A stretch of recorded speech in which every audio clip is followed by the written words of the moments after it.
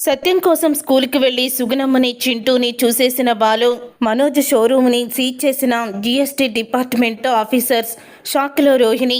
అసలు ఇదంతా ఎలా జరగబోతుందనేది ఈ వీడియోలో తెలుసుకుందాం. హలో ఫ్రెండ్స్, గుండె నిండా గుడి గంటల్లో ఏం జరగబోతుందో ముందుగానే మీరు తెలుసుకోవాలనుకుంటే తప్పకుండా మా ఛానల్ని సబ్స్క్రైబ్ చేసుకొని పక్కనే ఉన్న గంట సింబల్పై ఆల్ అని క్లిక్ చేయండి. వీడియోని చూస్తున్నారు కానీ సబ్స్క్రైబ్ చేసుకోవడం లేదు. తప్పకుండా మా ఛానల్ని సబ్స్క్రైబ్ చేసుకొని పక్కనే ఉన్న గంట సింబల్పై ఆల్ అని క్లిక్ చేయండి. వీడియో నచ్చితే తప్పకుండా లైక్ చేయండి. సంవత్సరానికి ఇంత సంపాదిస్తే ఖచ్చితంగా జీఎస్టీ పడుతుంది, అందుకని నీకు కరెంట్ అకౌంట్ పెట్టించానని బాలు చెప్పడంతో ఇప్పుడు మనం చేసే బిజినెస్కి ఇవన్నీ అవసరమా అని అడుగుతూ ఉంటుంది మీనా. అవును మీనా, ఇవన్నీ కూడా కావాలి. నీకు ఆర్డర్ మీద వచ్చిన డబ్బులన్నీ అకౌంట్లో వేసేశాను. ఇప్పుడు చెక్ బుక్ కూడా వచ్చేసింది. నువ్వు ఎవరికైనా డబ్బులు ఇవ్వాలంటే ఈ చెక్ మీద సంతకం పెట్టి అమౌంట్ రాసి ఇవ్వు, సరిపోతుంది. మరి ముందుగా నువ్వు ఈ చెక్ మీద సంతకం పెట్టి ఈ చెక్ని ఎవరికిస్తావు అని అడుగుతూ ఉంటాడు బాలు. మావయ్యకి ఇస్తానండి అని అంటూ ఉంటుంది మీనా. అప్పుడే సత్యం, మీకోసం నేను ఏమీ చెయ్యలేదు, మీకు ఎటువంటి సహాయం చెయ్యలేదు, నాకెందుకమ్మా, నీకు అవసరమైన వాళ్ళకి ఆ చెక్ ఇవ్వు అని చెప్తూ ఉంటే అప్పుడే ఇక మీనా, అది కాదు మావయ్య, తీసుకోండి అని అడుగుతుంది. లేదమ్మా, ఇప్పుడు నాకు అవసరం లేదు, ఎవరికైనా ఇవ్వాలంటే ఇచ్చేసుకో అని చెప్పగానే మరి ఇప్పుడు ఎవరికి ఇస్తావు మీనా అని బాలు అడుగుతాడు. శృతి, రవి ఇద్దరూ కూడా పూలు కొనడానికి మనకి డబ్బులు అప్పిచ్చారు కదండి, వాళ్ళకి ఇచ్చేస్తాను అని చెప్పగానే అదేంటి, ఎందుకు మీనా అంత తొందరపడుతున్నావు, మనకి ఇలాంటివి ఎందుకు, ఇప్పుడేమీ అవసరం లేదు అని అనడంతో లేదు శృతి, ఇప్పుడు నువ్వు ఇచ్చిన డబ్బులు మళ్ళీ నేను తిరిగిస్తేనే మనిద్దరి మధ్య బంధం నిలబడుతుంది. మీరు నాకు అవసరమైనప్పుడు డబ్బు ఇచ్చారు, ఇప్పుడు నాకు డబ్బు వచ్చింది కాబట్టి మీకు ఇస్తున్నాను. రేపటి రోజున మళ్ళీ ఇలాంటి పరిస్థితి వస్తే మీరు నాకు సహాయం చేస్తారు కదా, తీసుకోండి అని అంటూ ఉంటే అప్పుడే ఇక మనోజ్ అయితే ఇలా చెప్తాడు. రే, మీ భార్యకి చెక్ బుక్ మీద సంతకం పెట్టి ఎంత అమౌంట్ రాయాలో అవేమన్నా తెలుసో లేదో కనుక్కోరా, ఎందుకంటే తనేమి నాకులాగా డిగ్రీల మీద డిగ్రీలు చదువుకోలేదు కదా అని మనోజ్ అంటాడు. అప్పుడే ఇక మీనా, చూడండి, మీ అన్నయ్యకి చెప్పండి, చెక్ బుక్ మీద సంతకం పెట్టి వాళ్ళకి నేను అమౌంట్ ఇచ్చే వాళ్ళకి ఎంత అమౌంట్ వేసి ఇవ్వాలో ఆ మాత్రం నాకు బాగా తెలుసు అని చెప్తూ ఉంటుంది మీనా. వాడు ఇలా ఎప్పుడు డబ్బులు ఇచ్చాడులే మీనా, డబ్బులు మింగేయాలని చూస్తాడు తప్ప అయిన వాళ్ళ డబ్బులు కూడా మింగేయాలని చూసే రకం, వాడి మాటలేమీ పట్టించుకోకు అని మీనాతో చెప్తాడు బాలు. అలా చెప్పిన తర్వాత అప్పుడే ఇక రోహిణి తిడుతుంది, నీకెందుకు అని అడుగుతుంది. తర్వాత రవిని, రే, వడ్డీతో సహా తీసుకోరా అని చెప్తాడు మనోజ్. నీకులాగా అయిన వాళ్ళతో కూడా బిజినెస్ మైండ్ లాగా మాట్లాడే మనస్తత్వం కాదు, అయినా మేమేమన్నా ఫైనాన్స్ వ్యాపారం ఏమన్నా చేస్తున్నామా ఏంటి, వడ్డీకి డబ్బులు ఇచ్చి వడ్డీకి తీసుకోవడానికి అని శృతి చెప్తుంది. అప్పుడు ఇక రోహిణి, నీకు నోరు మూసుకోమని చెప్పాను కదా, ఎందుకు మాట్లాడుతున్నావు, ఇలా అవమానపడ్డానికి కాకపోతే అని రోహిణి చెప్తుంది. అప్పుడు ఇక మీనా ఇలా అంటుంది, చెక్కిస్తూ, మొదటిగా మీకు చెక్కిస్తున్నాను కదా, గుర్తుకి ఫోన్లో ఫోటో తీసుకుందాము అని అందరూ కూడా సరదాగా ఫోటో తీసుకుంటూ ఉంటే అది చూసి ఓర్చుకోలేక ప్రభావతి, రోహిణి ఇక లోపలికి వెళ్ళిపోతారు. ఇక ఇది ఇలా జరుగుతూ ఉండగా తర్వాత ఇక రోహిణి మనోజ్ ఫర్నిచర్ షాప్కి అయితే వస్తుంది. వచ్చిన తర్వాత అక్కడే కబోర్డ్లో ఒక లెటర్ రాసి ఉండడం చూసి షాక్ అయిపోతూ ఉంటుంది. ఇక షాక్ అయిపోతూ, మనోజ్, ఇదేంటి నువ్వు జిఎస్టీ కట్టడం లేదా, నీకు నోటీస్ పంపించారేంటి, అది కూడా 10 రోజుల క్రితం, ఇప్పటి వరకు నువ్వు జిఎస్టీ కట్టలేదా అని అడుగుతూ ఉంటే అవును కట్టలేదు, ఏమవుతుంది ఇప్పుడు కట్టకపోతే, వాళ్ళు పంపించి 10 రోజులైంది, పనిలో పడి మర్చిపోయాను, కట్టొచ్చులే అని ఈజీగా తీసుకుంటాడు మనోజ్.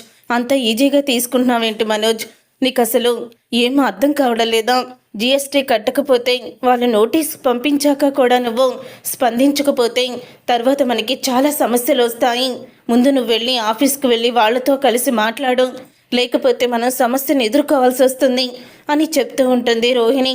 ఎటువంటి ప్రాబ్లం లేదు, నువ్వేమీ టెన్షన్ పడకు, నేనున్నాను కదా, నేను చూసుకుంటాను అని చెప్తూ ఉంటే ఇక ఆ మాట విని ఒక్కసారి అప్పుడు ఇక రోహిణి ఎందుకు మనోజ్ ఇలా ప్రవర్తిస్తున్నాడు అని అనుకుంటూ ఉంటుంది. సరే నేను ఆఫీస్కి వెళ్తానులే అని వెళ్ళబోతుండగా ఇక కస్టమర్లు అయితే వస్తారు షాప్ దగ్గరికి. కానీ వాళ్ళు కస్టమర్లు కాదు, జిఎస్టీ ఆఫీసర్లు అయితే వస్తారు. ఇంతలో ఇక మనోజ్ కస్టమర్లు వచ్చారు, వాళ్ళకి ఏం కావాలో చూసి అప్పుడు వెళ్తాను అని, రండి సార్ లోపలికి రండి, మీకేం కావాలి, ఏ ఫర్నిచర్ కావాలి, ఏ కంపెనీ ఫర్నిచర్ కావాలి అని అన్నీ కూడా అడుగుతూ ఉంటారు. ఏ బ్రాండ్ ఫర్నిచర్ కావాలి అని. అప్పుడే జిఎస్టీ కావాలి అని అనగానే, జిఎస్టీయా, అసలు ఆ పేరు నేను ఎప్పుడు కూడా వినలేదే అని అంటూ ఉంటాడు మనోజ్.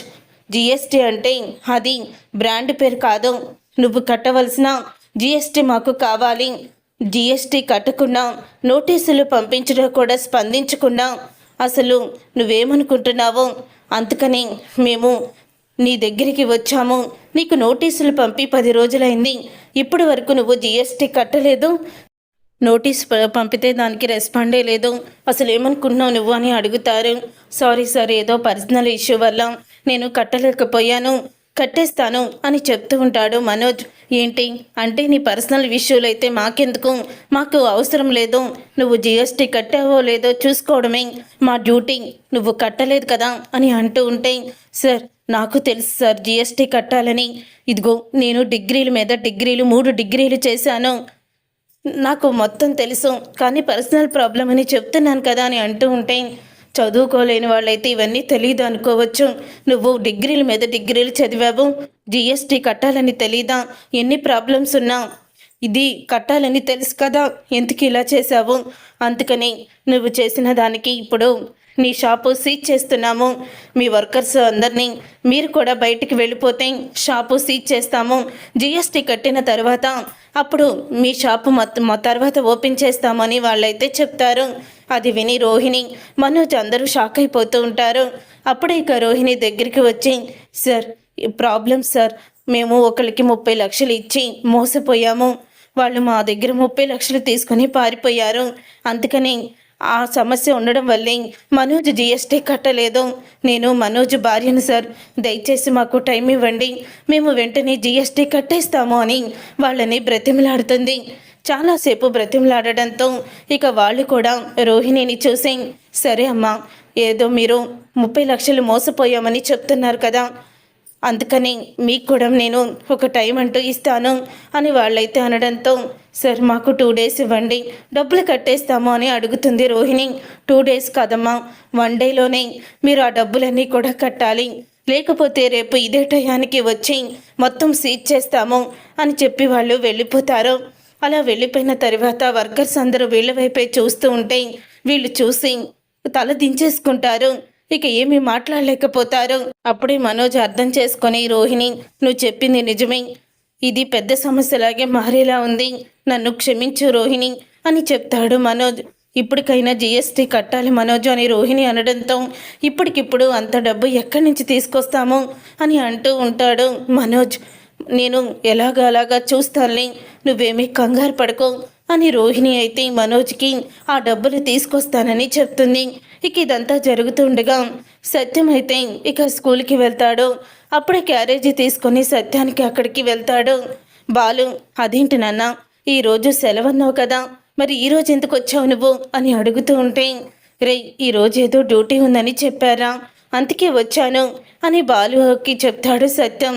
లేదు నాన్న, వాళ్ళు ఈరోజే పని అని రోజు వారం పొడికి చేయించుకునేలా ఉన్నారు, నీ చేత మానేసేనన్నా, వచ్చేసాయి అని బాలు అంటాడు. రే నీకు అర్థం కాదు కానీ నువ్వు వెళ్ళి ఇక్కడి నుంచి అని బాలుని వెళ్ళిపోమ్మని సత్యం లోపలికి వెళ్తాడు. అలా బాలు వెళ్ళబోతుండగా అప్పుడే సుగుణమ్మ చింటూ అయితే స్కూల్ దగ్గర కనిపిస్తారు బాలుకి. ఇక వాళ్ళిద్దరిని చూసి బాలు వాళ్ళ దగ్గరికి అయితే వెళ్తాడు. అప్పుడే ఇక సుగుణమ్మ బాలుని చూసి వెళ్ళిపోతూ ఉండగా, రే చింటూ అని గట్టిగా పిలుస్తాడు బాలు. బాలు అంకుల్ అంటూ చింటూ బాలు దగ్గరికి వస్తాడు. అమ్మా ఎలా ఉన్నారమ్మా అని అడుగుతూ ఉంటాడు సుగుణమ్మని. నేను బానే ఉన్నాను బాబు అని అంటుంది సుగుణమ్మ. మీరు ఇదే ఊర్లో ఉంటున్నారా అని బాలు అడగడంతో, అవును బాబు, ఇదే ఊర్లో మా అమ్మాయి ఇక్కడికి తీసుకొచ్చేసింది, చింటూని ఇక్కడే జాయిన్ చేసింది, ఇప్పుడు మమ్మల్ని చాలా బాగా చూసుకుంటుంది అని సుగుణమ్మ అయితే చెప్తుంది. మరి నేను ఫోన్ చేస్తే ఎందుకమ్మా ఫోన్ లిఫ్ట్ చేయడం లేదు, ఏమన్నా తెలియక తప్పు చేశామా, ఎందుకు మమ్మల్ని దూరం పెడుతున్నారు అని బాలు అడుగుతాడు. అదేం లేదు బాబు, మా వల్ల మీరు రిస్క్లో పడకూడదు, మా వల్ల మీకు సమస్య రాకూడదు, అందుకని సరే బాబు మేము వెళ్తాము అని అంటూ ఉంటే నేను కార్లో డ్రాప్ చేస్తాను అని చెప్తూ ఉంటాడు. లేదు బాబు ఆటో వస్తుంది, మీరు ఎక్కడుంటున్నారు అని అడుగుతూ ఉంటే అప్పుడే ఇక సుగుణమ్మ ఏమీ చెప్పలేకపోతుంది. ఇంతలో రోహిణి ఫోన్ చేస్తూ ఉంటుంది సుగుణమ్మకి. రోహిణి ఫోన్ చేయడంతో ఫోన్ కట్ చేస్తూ ఉంటుంది సుగుణమ్మ. పదే పదే ఫోన్ వస్తూనే ఉంటుంది. అప్పుడే ఇక బాలు ఏదో ఇంపార్టెంట్ కాలేమోనమ్మా, మాట్లాడండి అని అంటూ ఉంటాడు. పర్వాలేదులే బాబు మేము వస్తాము అని అనగానే ఉండండమ్మా, నేను చింటూకి ఏదోటి తీసుకొస్తాను, చాక్లెట్ ఏదోటి అని అంటూ ఉంటాడు. పర్వాలేదు బాబు ఇంటి దగ్గర ఉన్నాయి అని సుగుణమ్మ చెప్పడంతో నువ్వు ఆగమ్మమ్మా, నేను చాక్లెట్ కొనుక్కుంటాను అని చెప్తాడు చింటూ. అప్పుడే సరేనమ్మా నేను వెళ్ళి చింటూని తీసుకుని వెళ్ళి చాక్లెట్ కొనుక్కొస్తానని చింటూని తీసుకువెళ్తాడు. అప్పుడే సుగుణమ్మ బాలు చింటూ పక్కకి వెళ్ళిన తర్వాత ఫోన్ అయితే లిఫ్ట్ చేస్తుంది. ఇక ఫోన్ లిఫ్ట్ చేసి అంటూ ఉంటుంది, ఫోన్ ఎందుకు లిఫ్ట్ చేయడం లేదా అని అడుగుతూ ఉంటుంది అవతలి పక్క రోహిణి. నా దగ్గర బాలు ఉన్నాడు అందుకే ఫోన్ లిఫ్ట్ చేయలేదు అని అనగానే ఒక్కసారి రోహిణి షాక్ అయిపోతూ బాలు ఉండడం ఏంటి, అసలు బాలు అక్కడికి ఎందుకు వచ్చాడు, నువ్వు బాలు దగ్గరికి వెళ్ళావా అని అడుగుతూ ఉంటే లేదమ్మా నేనెందుకు బాలు దగ్గరికి వెళ్తాను, నేను బాలు దగ్గరికి వెళ్ళలేదు, కానీ బాలుయే మమ్మల్ని చూసి ఆగాడు, ఇంకేం చెయ్యాలో నాకు తెలియలేదు, మరి మీ ఇంటి అడ్రస్ అన్నీ చెప్పలేకపోయావా, నన్ను ఎందుకమ్మా ఇలా టెన్షన్తో చంపేస్తున్నావు, అన్ని టెన్షన్లు నాకే వస్తున్నాయి అని రోహిణి అంటుంది. నేనేమి ఎటువంటి విషయం చెప్పలేదు, నువ్వు కంగారు పడకు అని చెప్తూ ఉంటుంది సుగుణమ్మ. సరేలే మీరు అక్కడి నుంచి బాలుకి ఎక్కడున్నారో చెప్పకుండా వెళ్ళిపోండి, అలాగే వెళ్ళిన తర్వాత నా నగలన్నీ తీసిపెట్టు అని అడుగుతూ ఉంటుంది రోహిణి. నగలు ఎందుకమ్మా ఇప్పుడు అని అంటూ ఉంటుంది సుగుణమ్మ. ఏం లేదు, నాకు నగలతో అవసరం ఉంది, నువ్వు వెళ్ళాక నగలన్నీ తీసిపెట్టు, నేను విద్యాని పంపిస్తాను అని రోహిణి అయితే చెప్తుంది.